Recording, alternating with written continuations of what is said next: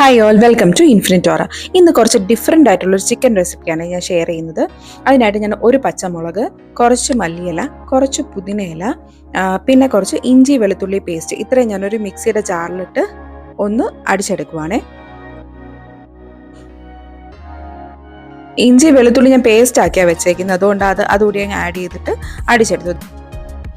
ഇനി നമുക്ക് ഒരു 2 നാരങ്ങയുടെ സെസ്റ്റ്, അതായത് അതിൻ്റെ മേളിലുള്ള തോലാണ് നമ്മൾ എടുക്കുന്നത്, ലെമൺ സെസ്റ്റ്. അപ്പോൾ അതെടുക്കാം. അപ്പോൾ അതെടുക്കുമ്പോൾ നിങ്ങൾ ശ്രദ്ധിക്കേണ്ട കാര്യം, അതിൻ്റെ വൈറ്റർ പാർട്ട്, അതായത് നമ്മൾ ഗ്രേറ്റ് ചെയ്യുന്ന സമയത്ത് ആ ഒരു വെള്ള കളർ വരുന്നത് ആ ഒരു തോലിൻ്റെ മേളിൽ അത് വരരുത്. അത് വന്നു കഴിഞ്ഞാൽ കയ്പ്പ് വരും. അതുകൊണ്ട് വെള്ള കളർ വരുന്നതിന് മുന്നേ ജസ്റ്റ് ഒന്ന് അതിൻ്റെ മേളിലത്തെ പാർട്ട് മാത്രം, യെല്ലോ കളർ പാർട്ട് മാത്രം നമ്മൾ ഗ്രേറ്റ് ചെയ്തെടുക്കുക. ഇതിപ്പോൾ 2 നാരങ്ങയുടെ ഇത് സെസ്റ്റ് ഞാൻ എടുത്ത് വെച്ചിട്ടുണ്ട്. ഇനി നമുക്ക് ചിക്കൻ എടുക്കാം. ചിക്കൻ ഞാൻ 2 ലെഗ് പീസും ഒരു 2-3 നോർമൽ പീസുമാണ് എടുത്തേക്കുന്നത്. നമുക്ക് ലെഗ് പീസ് വരഞ്ഞു കൊടുക്കാം. അതിലേക്ക് കുറച്ച് ഉപ്പിട്ട് കൊടുക്കുന്നുണ്ട്.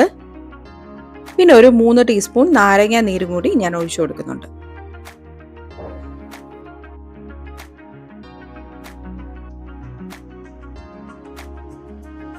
ഇനി നമുക്ക് നേരത്തെ റെഡിയാക്കി വെച്ചിരുന്ന ഗ്രീൻ പേസ്റ്റ് ഉണ്ടല്ലോ, അത് നമുക്ക് ഇതിൻ്റെ അകത്തിട്ട് കൊടുക്കാം.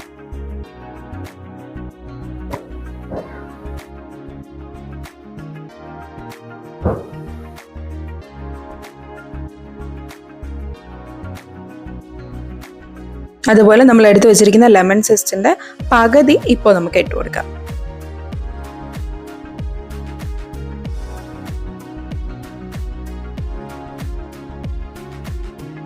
ഒന്ന് മിക്സ് ചെയ്തെടുക്കുവാണ്. അത് കഴിഞ്ഞിട്ട് കുറച്ച് പെപ്പർ പൗഡർ കൂടി നമുക്കിപ്പോൾ ആഡ് ചെയ്ത് കൊടുക്കാം.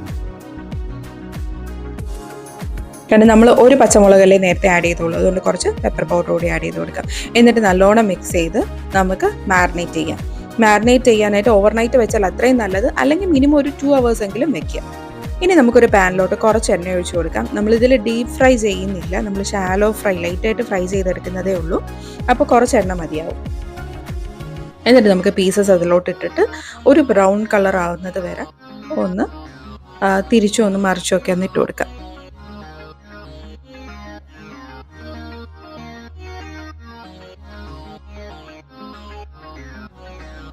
ആ മസാല എല്ലാം നന്നായിട്ട് നമുക്ക് കോട്ട് ചെയ്ത് കിട്ടും ഇങ്ങനെ ചെയ്യുമ്പോൾ. ഇനി ഇതിൽ നമ്മൾ എടുക്കുമ്പോൾ ബാക്കി കുറച്ച് വെള്ളം പോലെ അതിൽ നിന്ന് ഇറങ്ങി വന്നൊരു ജ്യൂസ് ഉണ്ടാവും, അത് നമ്മൾ കളയരുത്, മാറ്റി വയ്ക്കുക. നമുക്ക് പിന്നീട് യൂസ് ഉണ്ട്.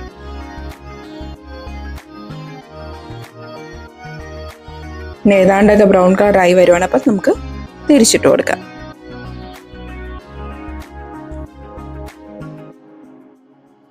ഇനി നമുക്ക് പാത്രത്തിലോട്ട് മാറ്റാം. അതിൽ നമ്മളിപ്പോൾ ഫ്രൈ ചെയ്ത പാത്രത്തിൽ കുറച്ച് എണ്ണ ബാക്കി വരും. അപ്പോൾ ഞാൻ ആ എണ്ണ മാറ്റിയിട്ട് ആ പാത്രത്തിൽ തന്നെയാണ് ഇപ്പോൾ ഇത് ജസ്റ്റ് വേവിക്കാനായിട്ട് ഇടുന്നത്. നിങ്ങൾക്ക് വേണമെങ്കിൽ വേറെ പാത്രത്തിലോട്ടും ഇതിട്ടിട്ട് ഒന്ന് വേവിച്ചെടുക്കാം. ഞാൻ ചിക്കൻ വീണ്ടും ആ പാത്രത്തിലോട്ട് ഇട്ട് കൊടുത്തു. പിന്നെ നമ്മൾ നേരത്തെ മാറ്റി വെച്ചിരുന്നില്ല ആ ഒരു ജ്യൂസ്, അതുകൂടി ഇതിൻ്റെ കൂടെ നമുക്ക് ഒഴിച്ചു കൊടുക്കാം. എന്നിട്ട് ഇതിൻ്റെ കൂട്ടത്തിൽ ഞാനൊരു 1/2 ഗ്ലാസ് വെള്ളവും കൂടി ഒന്ന് ഒഴിച്ചു കൊടുക്കുവാണേ. എന്നിട്ട് നമുക്ക് മൂടി വെച്ച് ഇതൊരു 10 മിനിറ്റ് വേവിക്കാം.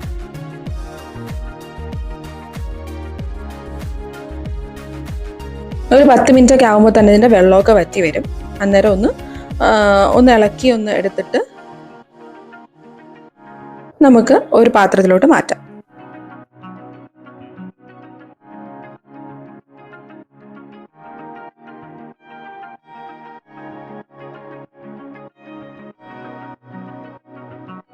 ഭയങ്കര ടേസ്റ്റി ചിക്കനാണ് സത്യത്തിൽ. ഇത് നമ്മളെപ്പോഴും കഴിച്ച് മടുക്കുന്ന ഒരു ടേസ്റ്റ് ഉണ്ടല്ലോ. ഇപ്പോൾ ഫ്രൈ ആയിരുന്നാലും നമ്മൾ നോർമലി കഴിക്കുന്നില്ല, ഇത് അങ്ങനെയല്ല, ഇതൊരു വേറൊരു ടേസ്റ്റാണ്.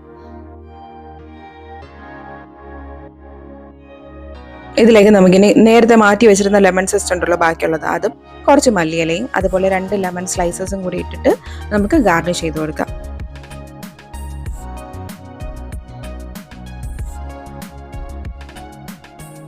ഞാനിത് കുബൂസും മയണീസിൻ്റെയും കൂടെയാണ് കഴിച്ചത്.